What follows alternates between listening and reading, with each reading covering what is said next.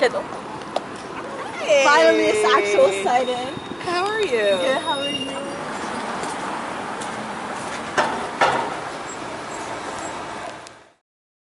Well, I do like the big in front of the library, you know, where all the people are and where you don't see cars. Yeah. You know, I like where it's no cars because cars are sound, Yeah. you know, and so are people, of course, are also sounds, but it's a different kind of sound. Yeah. Do you want to start by introducing yourself and say a little about yourself? I'm Iréne Hultman Monti. I'm teaching here at Yale now for 11 years, I think. Yeah. I think I started 2013, 2014, but more like regularly 2015, I guess.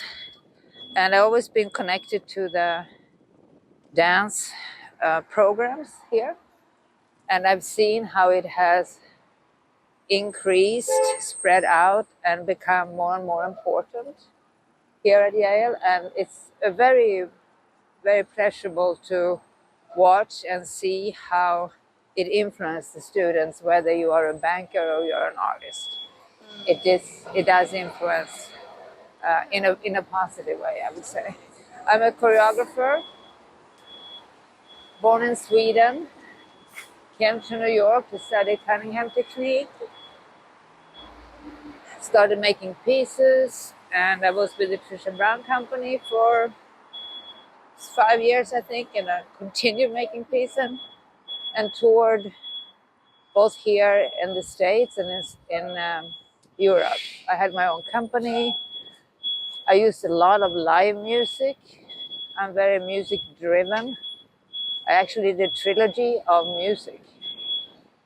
I did, what was it, blues, tango, and what was the third? I think it was opera. I'm not quite sure now from the top of my head. Wait, what does that mean? Trilogy of music. Influenced by Trisha Brown, I think, and influenced by visual art because I've always been involved in visual art as friends and viewer and colleagues. Always liked diptychs and triptychs. And Trisha usually did 3 pieces of kind of the same subject, which I find really great. One is the first one that you tackle the piece, and then you do all the more, go deeper into or change in your second, and the third is another aspect. So it's all kind of a 3 version of something. And I do like 3, even, you know, in class when you repeat material, I like the same group to do it 3 times, to do mistake, correct the mistake, and then do it again. You know, so it's something with the 3. I don't know what that is in a tonal scale, but but that is what I like. How do you feel like you relate to music? Like, what does it mean to you? How does it inspire and drive you? Well, music, you know, it's so emotional. You can't hide away from music on a pure emotional level. I would say, even if it's an atonal, if you react to it in some kind of human way, so to say. And it's inspiring to actually not always to go with the music, but to be inside the music or be part of the music. So the body is kind of another instrument within that whole symphonic setup of all the instruments. So I'm not separated. I don't dance to music, but I dance with the music, you know. And I don't know why I love it so much, but I do love it. I would say, and I can miss it a lot when I don't, you know, when I'm home. It was a time when I had music all the time, and then it changed, and I have a lot of silence at home, you know, and sometimes I just really miss it. What So, music did you normally have on all the time? I mean, I have very different music. I'm a funky girl. I like funk. I also like opera. I like, you know, independent music like folk music. Huh? I also like sacral, you say, like Gregorian chants and all of that. Oh wow. I used to have that in the morning a lot. Oh wow. Yeah. So What did I'm. you wake up to? Or sorry, what did you grow up with? What do I grow up with? You know, I come from a normal steelworkers small town in the middle of Sweden, where the folk music was big. Mm-hmm. You know, like violins and also like schlagers. You know we call it the Melody Festivalen, which is the festival that this Saturday Night guy did a movie about, did fun of actually, and it was a great movie. I can't remember it, but it's about the Schlager, which is usually formed of, you know, it's very simple in its tonality. But we grew up on that, and I even had like small. They used to give out small, what do you call it, small little papers with the text on each one, and it was text to popular songs like "My boots are made for walking." Da, da, da. And you just like were like listening to this and you sang along. And I still remember a couple of winners. Um, One was from Denmark, and it was a kind of, I don't know, I didn't feel it was like a schlager, so I kind of liked it. It was like the solkatt i ett fönster, en liten duvkull någonstans. Drömmar som drömmar så du, du, du, du, du, du, du. Da, da, da, da, da, da. Kom igen. So it's like different. I like very textured music, I guess, in some way. That's so cool. Yeah. That's so fun. So they give you little papers? With the Yeah, music? yeah. And now when my mom passed, we went through all the papers, and now I have some of those at home. Oh my god. You know, so it's I guess it's an easy entertainment in some. It's also a companionship. Music is companionship a lot.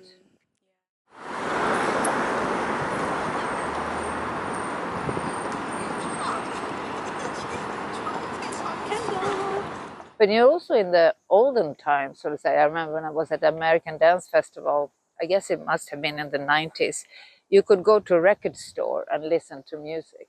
You know, you could just like sit down and listen. And I researched because I wanted to do a version of Romeo and Juliet. Oh. And everybody said, oh, I should use this one and this one. And I kept listening, oh, it wasn't it, you know. And then I found Leonard Bernstein version, which was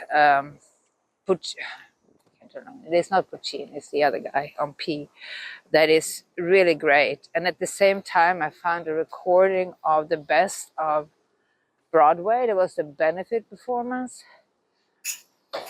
And there was one, I think it was like, it ain't necessarily so. And it at the end of Tybalt, it went like boom, boom, boom. And the other one started like boom, boom, boom. And I had a friend in Williamsburg, and it was also in the 90s. So with big tapes, we did like a pace. We edited them together, but it was done manually.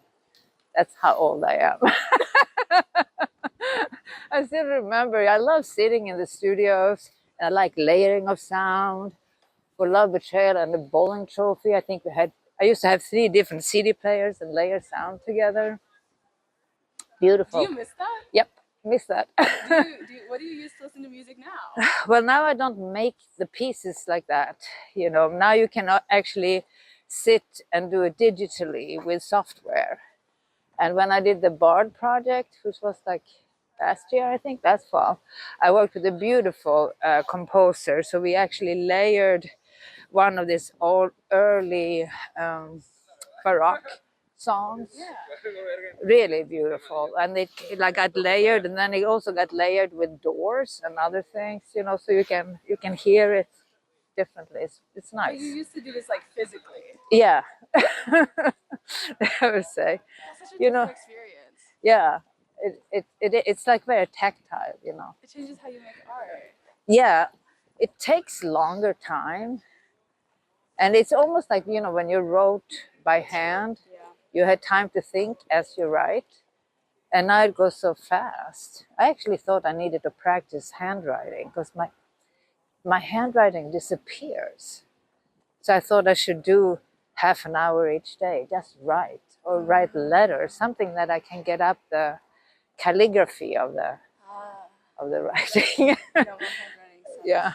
It's really Yeah. sad. Yeah. Because all the adults I knew growing up had really cool handwriting. Yeah. And now mine's just bad. Yeah. And my mom had this perfect handwriting. She was a housewife, but she was like, whoa, like, yeah, beautiful. There was pride Yeah. in writing, actually, how it looked somehow. Yeah, totally. Yeah. So for you, like, I'm trying to think. So many different like threads to think about. Oh yeah, do you Spotify? Yes, I do. I have it. I quite recently got the non-free version Oh nice.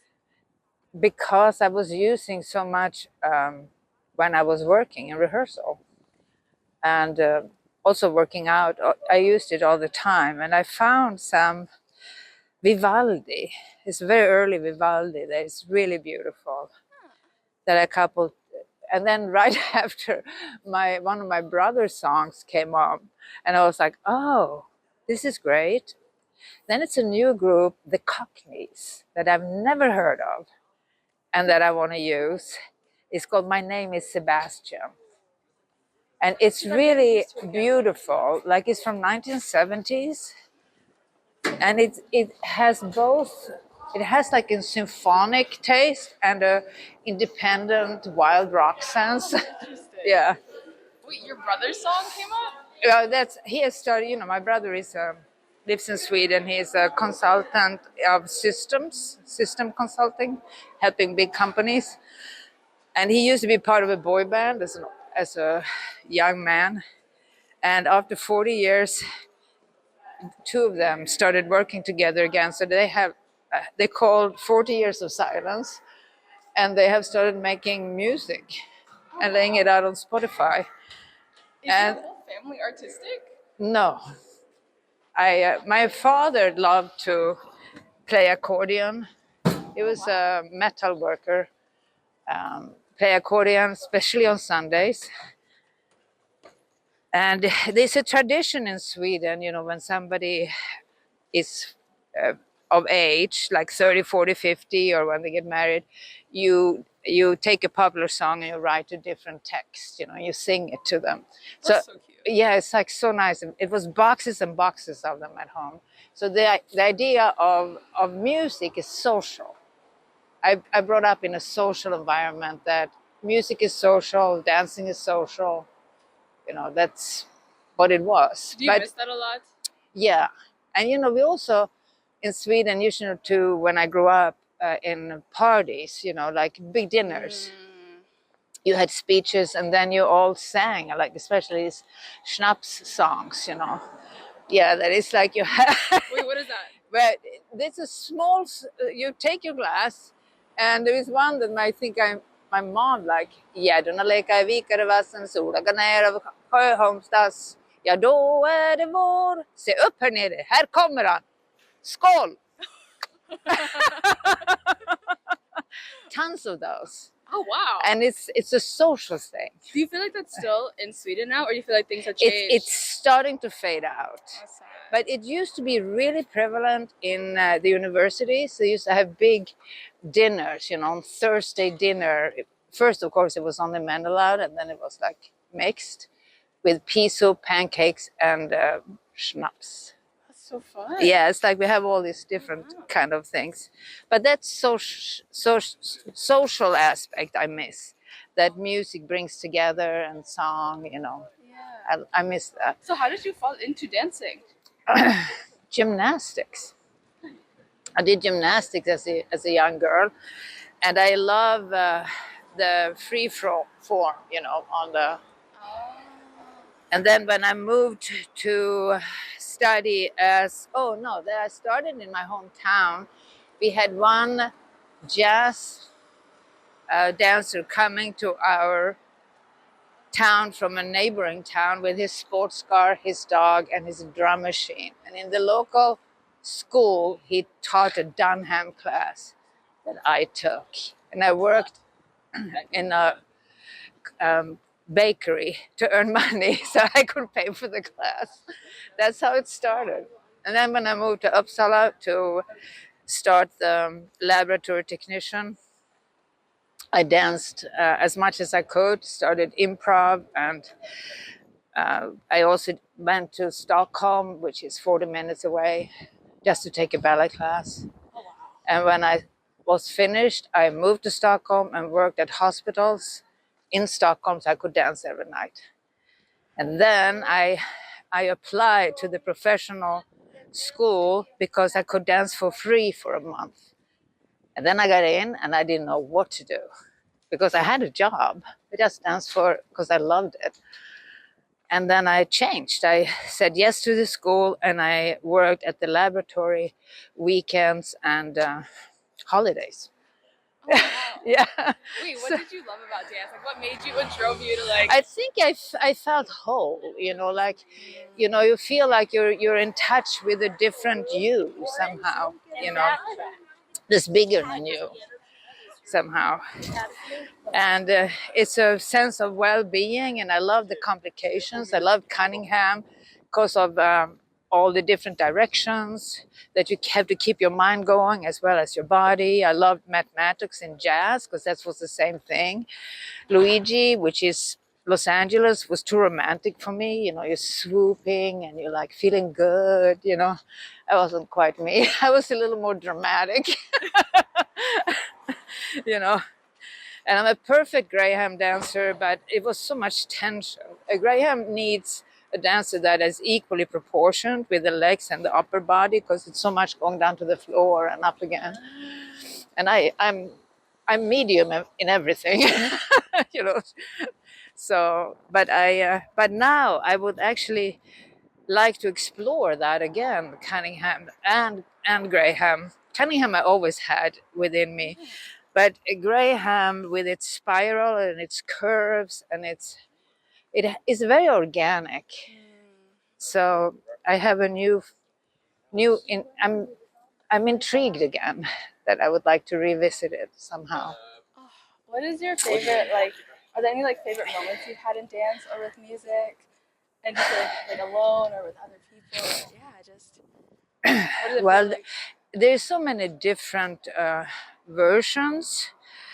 Uh, you know, there's when you have the big concert stages. When you tour with Trisha Brown, you're on Frankfurt Opera House and all these big stages.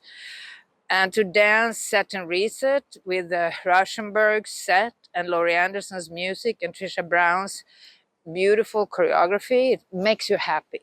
You are one with the music and the dance, and it's really great. The same when we did the Carmen, the opera at Teatro San Carlo in Naples. We were there for 2 months, just working with the opera. I was a cigarette girl, chorus. But we had one part that you were in the middle, and all the singers sat around you like a fire pit. And they were just. I really felt that I was in a waterfall of tones. That was like amazing. It was like such a beautiful experience. Oh, wow. Yeah, and for myself, I think I did a piece called Untitled, where I talked a lot about beauty and the thing about improv and non-improv, because it used to be such a big thing, like, oh, if you're an improv, you can't do the other, and if you're a repertoire dancer, you can't do improv. But it's not true. They feed you equally. It's like a filmmaker do a fiction or a documentary. Yeah. They both give you something. But I remember it's so, because that's music. When you talk and move, it's music. So they feed each other. Yeah. So it was having a duet with yourself, that I loved. And yeah, I have done a lot. So I toured with a new tango group, Buenos Aires Connection, they were called. And that was very nice. But you learn to be with the music in the sense that Malonga, I think it was called. Sometimes it was they played it so slow, so you have gone boom. You have to go like that. And sometimes they were like really fast. So that was interesting to me, like to be in. I felt that we as dancers or performers and choreographers at that time had to listen more to them than they listened to us in some way. So that was kind of interesting. But I love live music. Aw. They have salsa over the summer here. Yeah, which that's I'm really lovely. excited to go to. Yeah, I never forget I was in Venezuela, in Caracas, and we were at. I was teaching and performing. And there was one guy that in this big birthday party, they dancing salsa so beautifully, but he had his cigarette in his mouth, and the ashes just got larger and larger, and it didn't budge. He was like, doing all this, and this cigarette was like going on. I was like, wow, this, Oh my god. that's like amazing because the footwork is so smooth, and the arms was going. Watch out so you don't fall. Oh yeah. Yeah.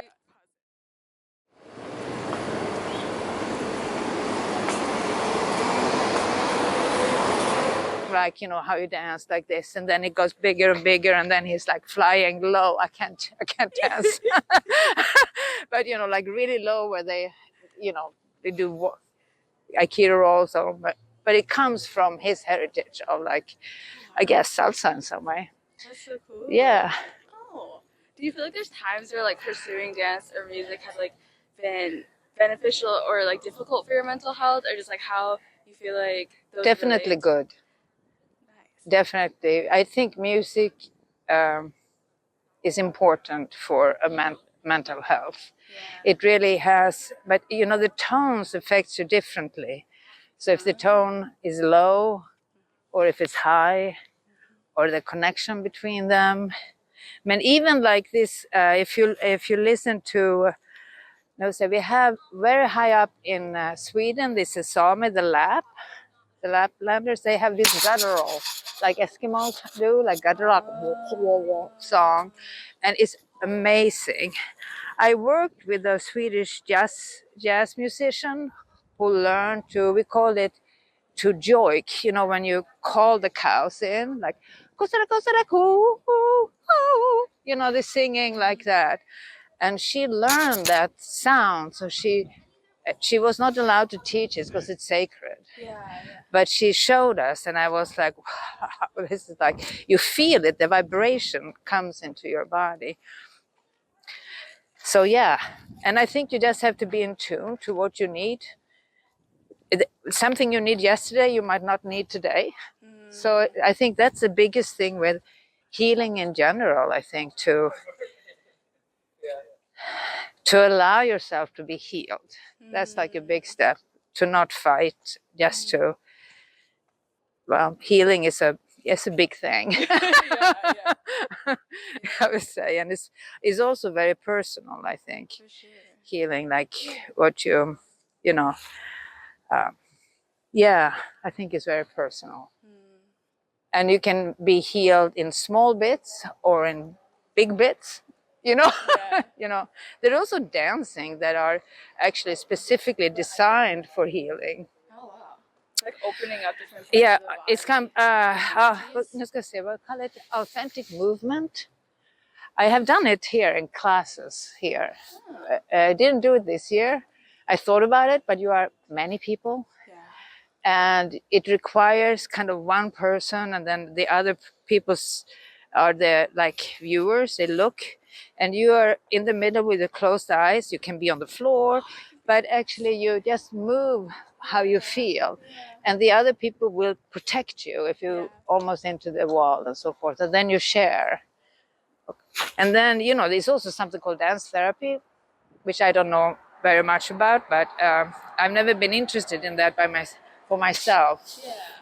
Yeah. Authentic movement I find very interesting because that's a really deep research of self, on who you are and where you are. It doesn't have to be like just screaming and coming out and being. Yeah. It could be a quiet research. No, So, we did it in my class. yeah. I didn't know that's what we were doing. Yeah, I have some small blurbs about it if you wanted. That's cool. because I think here, like, you all need that as yeah. students here at Yale.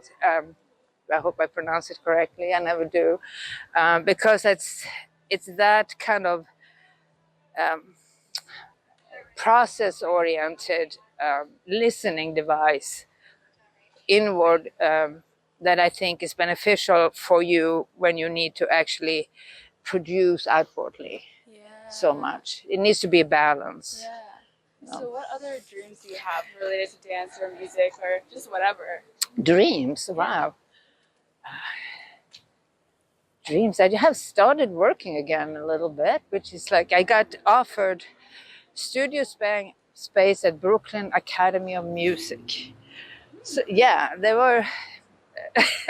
just offered it to me, and they offered it to other people too. They want to, have a relationship with Brooklyn-based artists, and it's been amazing to be in the studio again. And we are to dance is to work in also in teams a lot, and I love that collaboration. And I met my friend Rashawn Mitchell, who used to be in Cunningham, and he's now, I think, director for the Cunningham Trust. But he also a beautiful choreographer. And I realized, yes, that's what I miss, being part of a group again. I always worked with amazing dancers, and then it's kind of chipped off. And I don't know if it will happen again, but that I would like to have that again. Like you work towards a production, whether it's like outside or if it's inside, or if it's something else, but it's like a common goal. And I think that's what I loved about working with opera, because you had all these different teams, artistic teams, production teams, and you came together and talked, had meetings about where you were and what was working and not working. And even if you had worked on something, it wasn't needed, you had to cut it out. And I really loved that it was it was not a me situation. It was was the production. Yeah, that's cool. Yeah, so that was very nice. So would you just like, if you could, would you just want to dance like 24/7? Just dance like all the time? Actually, that's why I came to the States to begin with, because I was looking for dancers to dance with, to do just that, to dance until you just fell down in a bundle with sweat. And I found them, So that was part of the reason why I came. It was not only Cunningham, but also I was looking for dancers to dance with, to actually share that same passion, I would say, or need rather. Passion, I guess, is a need in some way. I see. So, yeah.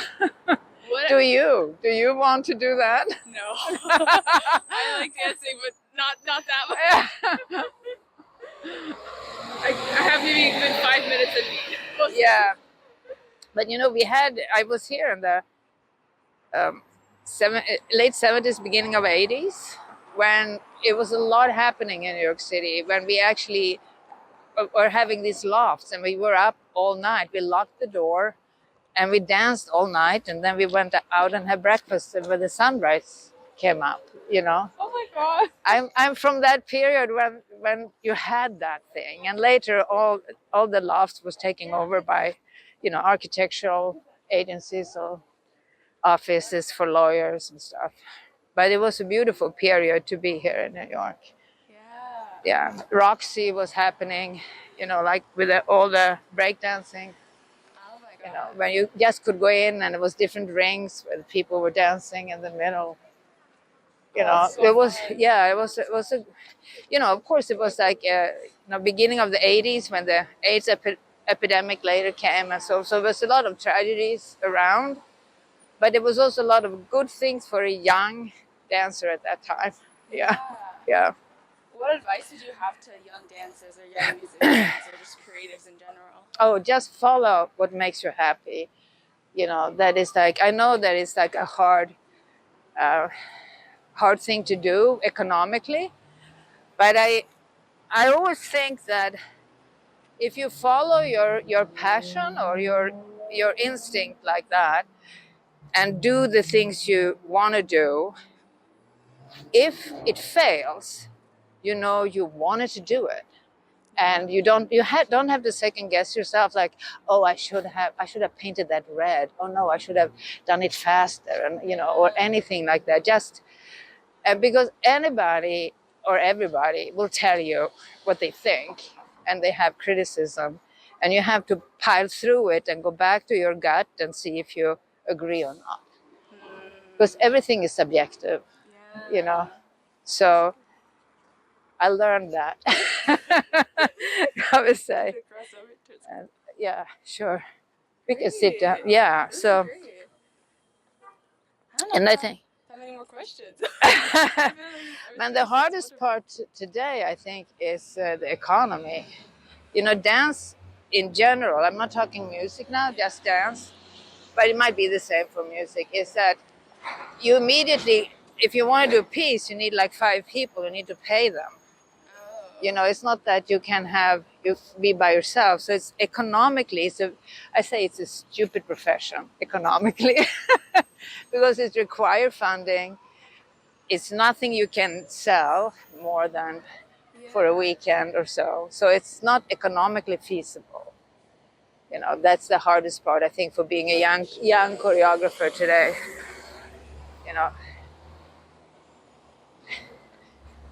You know, they have GoFundMe and all of these things. I get tons of them all the time. And especially now with the federal funding is going down, and I don't know what's going to happen really. I had a friend today that was supposed to, I just got a text, have a Kennedy Center residency, and it got cut because of a Kennedy residency. And Rashan, they were supposed to go to Abu Dhabi or Dubai, supported by the American consulate in that country, and they had signed the contract and everything. And then 2 days before they were actually obliged to send the money over, they canceled because they got no funding. The consulate can't survive itself. They lost $20,000 because they had already started the reimagining of it. Yeah. So it's difficult time right now, I think. Yeah. But so you should only dance if you have a passion for it. If you think that you might want to do something else, do something else. Just dance if you absolutely have to. It's not worth it otherwise. It's a lot of pain. Yeah. I remember saying that to Martin Wexler, who was the artistic director for the Joyce a long time and then for City Center. I came there for a master class to, can't remember what the university was, somewhere up in upstate New York. And he asked me that, should I choreograph or should I go into administration? And I said, if you have that question, you should go into administration. And he was forever grateful because he's he did very well. And we need good administrators. We need good writers. So if you know writers, we need people around that are in support of what we do. And that in some way here at Yale, I feel like this class is in support of dance, because not all of you will do dance professionally, but you will appreciate dance. What do you feel like the role of is, especially for like really contemporary art or dance, like is in society, or how do you feel like you've seen it like affect folks, or etc. Well, it's different depending on where you are. It's like, because like I just did something at Juilliard, and they are definitely dancers. They are conservatory things, and also New York City School of Choreographic Institute. Definitely. Will all of them be dancers? No, I don't think so. But a lot of them might be teachers, anything other, practically. Here at Yale, I feel I'm also educating funders, because you guys are smart. You have different kind of passions in politics, in science, in language, in anything. You will sit on boards. You might be on the, Martha Graham board, for example, you know, and you can support them in terms of your knowledge, but also monetary support. I think this is very important. And I also think for dancers here or students here, like that to dance, you cannot learn it any other way than actually practice. Yeah. And that practice affects the body and the body cell, and it opens way of thinking in the brain. So if you're going to be a really good economist, take my class.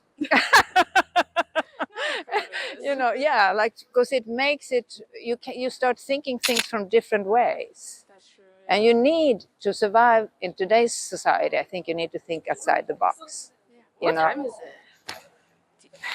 I'm just wondering if the class is leaving. If we want to head up to the. 3:15. Oh, do you want to Yeah, go sure. to the classroom? Yeah, yeah. They They over at 3:20, I think, but maybe she stops early.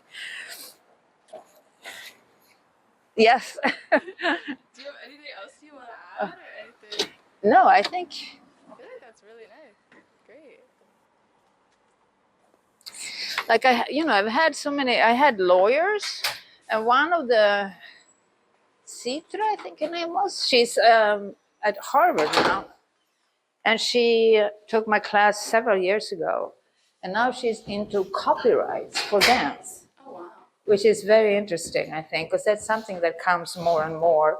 That wasn't when I was young, so to say, but the copywriting and what that means and how to do it is very interesting. Yeah. I don't understand law.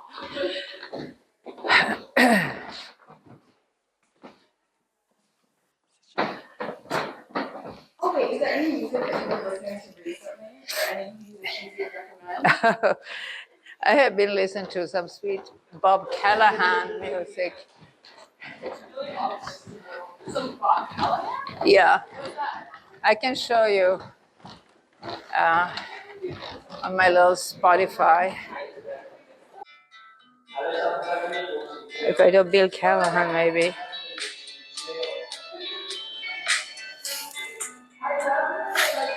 This is Bill. It's gonna come.